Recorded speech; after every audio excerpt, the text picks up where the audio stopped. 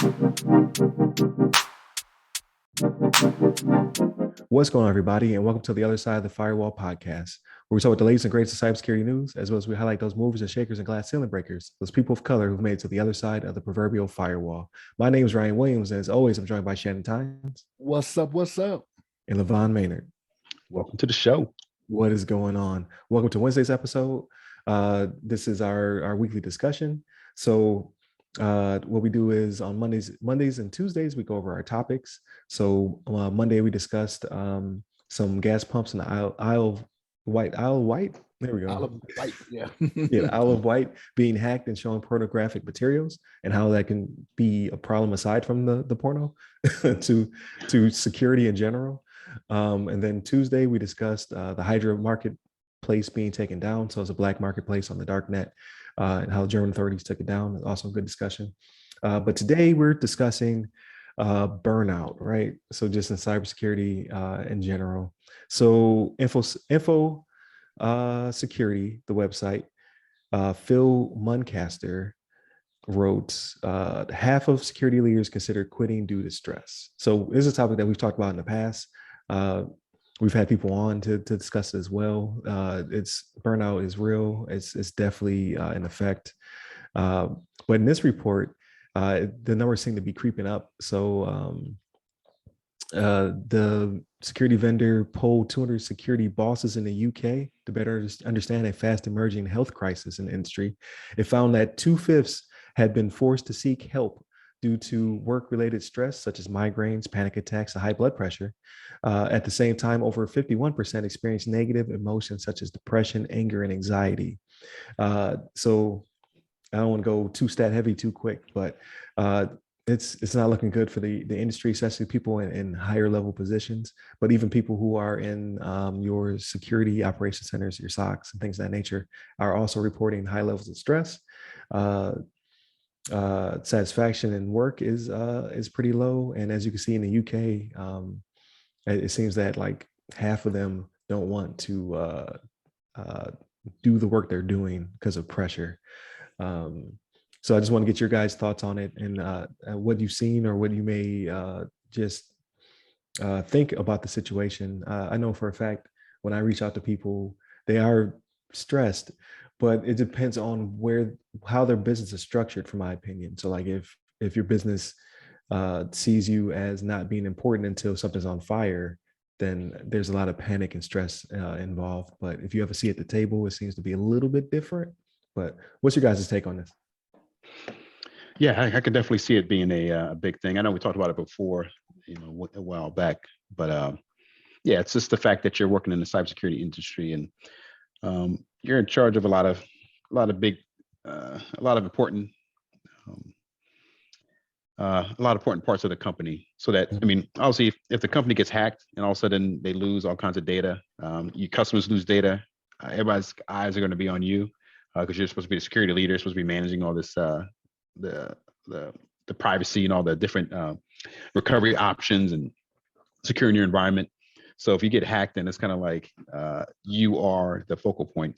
And hacks are like, they're going to happen for the most part. I mean, if somebody really has the time and effort and, time and energy to spend like trying to hack into a system, they're just going to wait for some random exploit that's available on the web that somebody finds, after years of digging, and they're going to try to use that to exploit your company. And once you're exploited, then all of a sudden, you lose a bunch of data, then everybody's looking at you, and then now you're kind of like potentially going to lose your job. I mean, people are at least thoughtful or thinking that they may lose a job if they aren't able to recover from a security incident.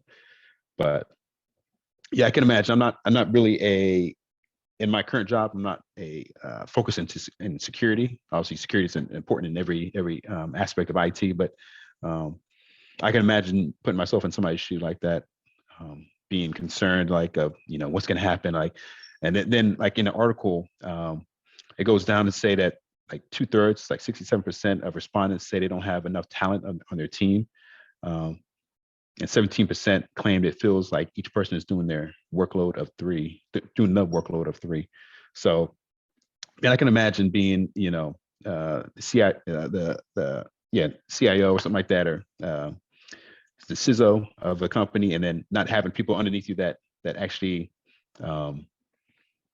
know how to like do the job appropriately. If they're kind of like, if you're kind of the head person, you know the most of the whole team, everybody's relying on you, and you don't have enough trust in your workforce underneath you to actually get the job done, then it's gonna put more stress on you. You're gonna have to spend late nights trying to remedy the problem, or everybody's gonna come to you, be calling you every all different hours of the night. Something goes down, and then you're gonna be pressured in that way as well. So yeah, it's got to be a stressful job. I can't imagine being put in those shoes, and especially like we mentioned the last couple of years, especially with the ransomware attacks, and we saw the attack on the pipelines, and what else we saw, like the meat packing plant in Brazil, whatever it was, South America. I mean, you can imagine how that affected that company and how it affected the people that work as the security working the security team for those companies. I'm sure they got like a lot of slack for that, and a lot of things had to change on the back end, I'm sure, to try to prevent it from happening in the future. But it's got to be a stressful job. I can't imagine, what a lot of these people go through. But Shannon, you have some thoughts on this one? So I do, right? So I don't want to discredit some of the figures that are in here, right? Because I believe that these people believe, what they said when they were responding to this survey, right? But so here's the thing that gets me, right? Like your cybersecurity chiefs, right? So to say, this one kind of got me where I was like, this should be 100%, if anything, right? Almost all 94% of respondents have felt increased pressure to keep their organization safe over the past year, and a third have suffered a major security incident over that time frame, adding to their stress. That should be 100%, right? Because when you're in cybersecurity, the name of the game is defense. You're always on the defensive. That's what you do, right? You're there to protect the company. You're there to protect cyber assets for the company. It is an expectation that is going to be happening, right? So to say that, 94% of them are worried about it, like, dude, like that's what you do. That's what we do in cybersecurity, right? That should always be the case. Now, when they say they're understaffed, that gets me thinking that maybe these companies have underestimated what is needed to have a proper security posture, right?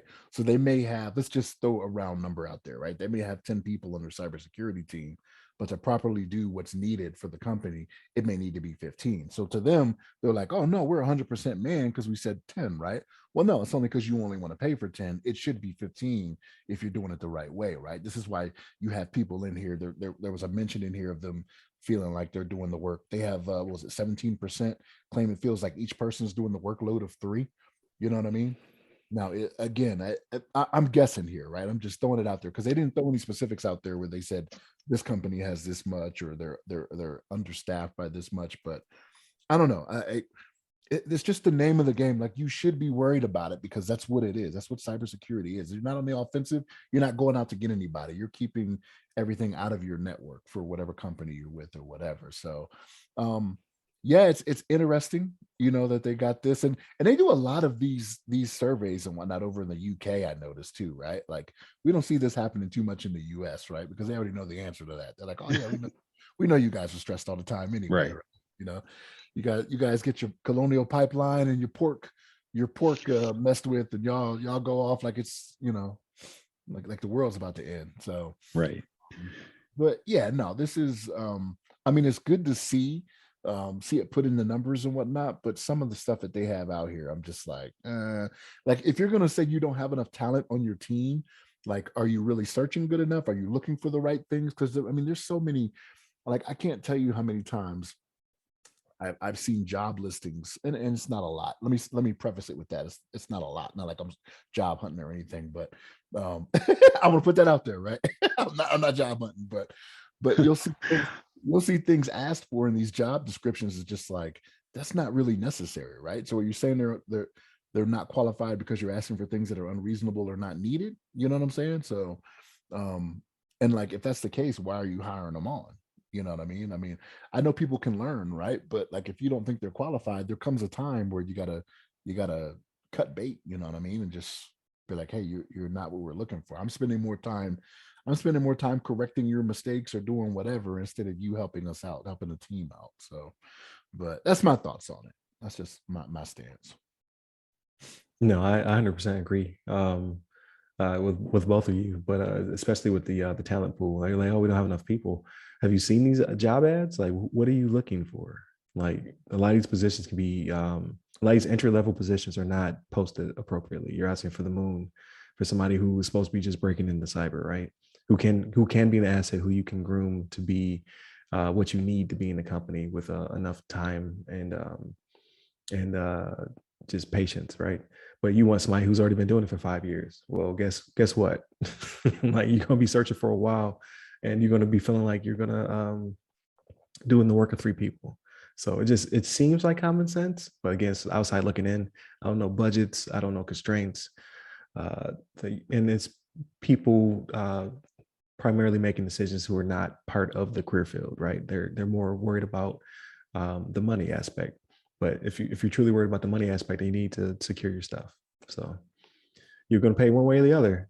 So it'd be cheaper to hire somebody and get them into the pipeline as opposed to paying your customers after a breach. But this is my 2 cents. With that being said, bring this episode to a close. Thank you, Shannon. Thank you, LeVon. It's always a great discussion.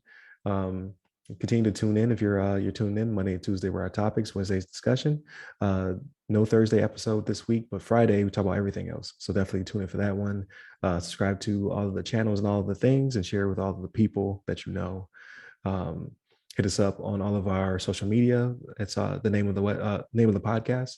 And then hit me up personally. I'm at RyRy Security Guy. That's RYRY Security Guy. I'm on Clubhouse, LinkedIn, Twitter, and TikTok. And you, LeVon?